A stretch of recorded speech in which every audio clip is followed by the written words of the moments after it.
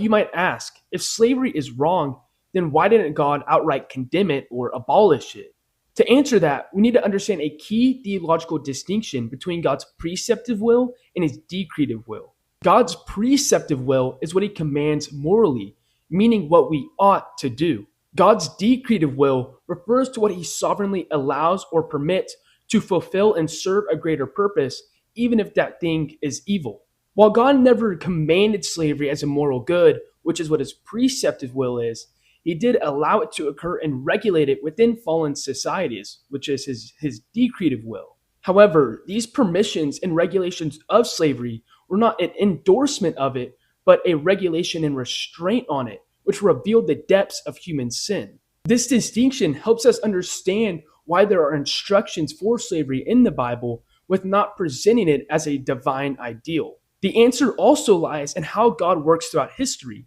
Throughout mankind's history, we see God working incrementally, injecting justice and mercy step by step, slowly into societies that would have otherwise lacked it.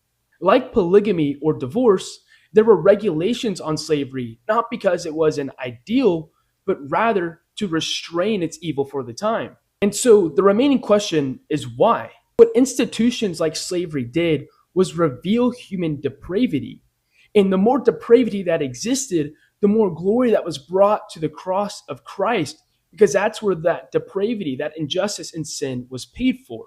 Therefore, the more sin and injustice God endured and allowed throughout history, the more his grace blazed the brighter. Because it was that very evil, that very injustice, that very sin that was paid for by his only begotten Son on the cross. And you might be saying, well, this doesn't sound good.